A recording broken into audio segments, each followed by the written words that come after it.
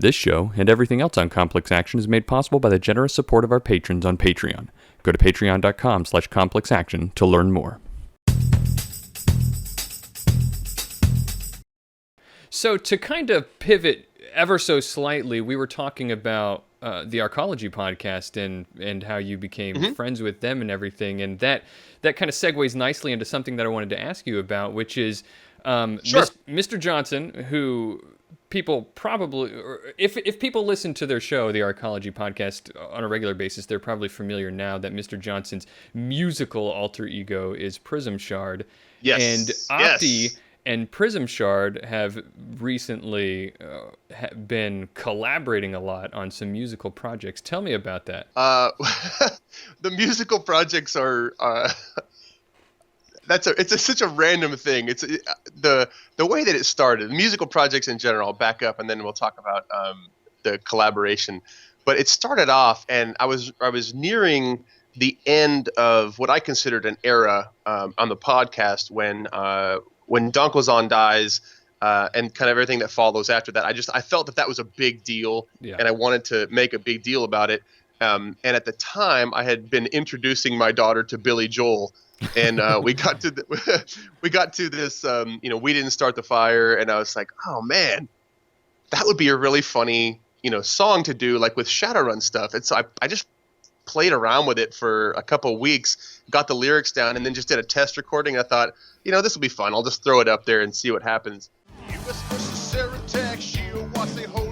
And that Sixth World version of We Didn't Start the Fire kind of went nuts, and people who didn't listen to the podcast normally were downloading that podcast and sharing it over and over and over again. It kind of just went viral throughout the Shadowrun community. Sure. And I was like, oh, that was fun. People who don't normally listen to podcasts, getting to hear that stuff. I wonder if I did that again, if people would like that. And so I did it again, and I don't remember the second song I did, but it wasn't as well received, but still fairly well received.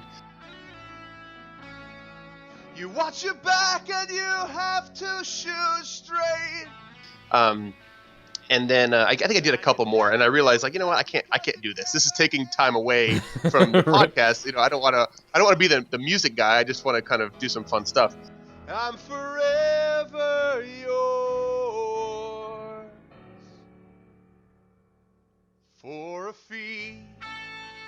But then when we did the Patreon, that was one of the goals, and one of the more expensive monthly goals is, if you support at the highest level, then I'll write you a song and I'll record it, and you can have it, and it'll be fun.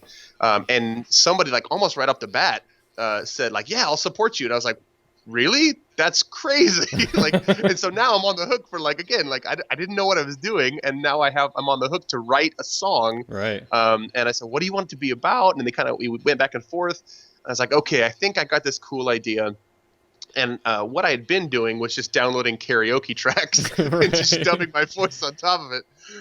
But this one is the all new. I thought maybe there's like royalty-free music that I can download and just kind of put lyrics on top of that. So I knew that Mr. Johnson or Prism Shard had worked in that industry, and so I hit him up. I said, hey, is there like a royalty-free music shop, where I can go to online or something like that I can just download XY music? And he goes, well, why don't you just ask me to do it?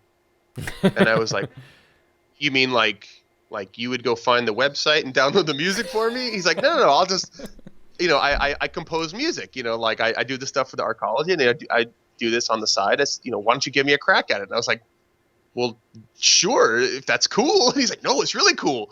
And so we started collaborating back and forth, and the end result of that was Citizen Hypocrite. Citizen Hypocrite, Citizen Hypocrite, you're judging me while on your couch you sit. Citizen Hypocrite. Which again, like when we released it, everybody was like, dude, that's fragging amazing. Like, so we got such big strokes from it. I said, like, hey, Prism Shard, if this ever comes up again, do you want to collaborate? And he's just, every single time, please, like, I want to do this. This is kind of what I have fun doing, so please let us, do that together. And I was like, man, as long as you want to, keep providing the music and I'll keep doing the lyrics, man, this will be incredible. So We took a little bit of time off because, again, without the need for that, Right. it's a pretty intensive process. But more recently, somebody had supported that level again, said they want a song about a gunslinger. And so I, went through, typed up some lyrics, kind of went back and forth with Prism Shard, and we just released Gunslinger a little while ago. There is another one that is on the way, and it's going to be a Delta Blues type song. It's going to be about Seattle. Yeah, it's going to be about the streets of Seattle. It's going to be freaking excellent. I'm excited about that. Yeah, no, it's gonna be pretty killer. I'm pretty excited about it too. I don't have any other details about it. Right. That's in the. Awesome. Wow, that's all. So, have you ever had like music in your background prior to this, or is this just like totally? Not really. I mean, like I've done stuff here. No, I guess that's not technically true. I was in a. This will be funny. I was in an '80s cover band when I was in college. Great. It was like an acoustic '80s cover band where we took like classic '80s songs and just kind of did them acoustic with me and my buddy. And we pretty much exclusively played at this Chinese food restaurant next to our college. And we got paid in Chinese food and boba. And we had delusions of grandeur, but we never kind of made it. We called ourselves the Little Ladies, with the ladies being the L80S because little 80s. Right. Yeah.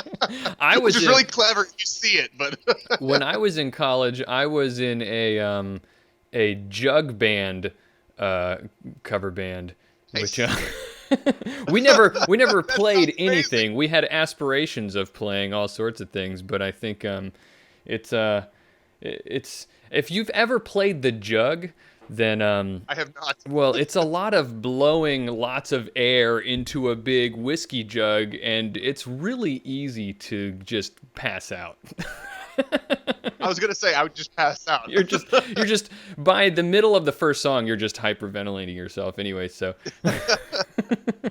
that didn't get off. Sounds the like ground. would be an amazing first song though.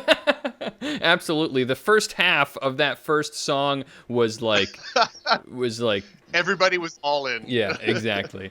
So you see yourself for the foreseeable future doing music collaborations and everything? I mean, that's amazing.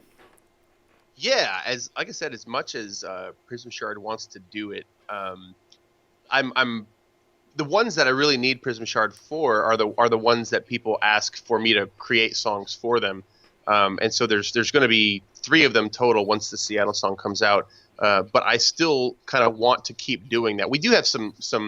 I have an idea for a song about Daniel Howling Coyote and the Great Ghost Dance. Just some other random stuff that's kicking around. But Prism Shard, Mr. Johnson has a lot on his plate as well. He's got at least 2 normal jobs. He's got the podcast, and so it's not like I can go like, hey man, like get this done. And I wouldn't because when I kind of leave him right when I leave him alone, he comes back with like, hey, check this out. And I'm like, oh my gosh, that's amazing.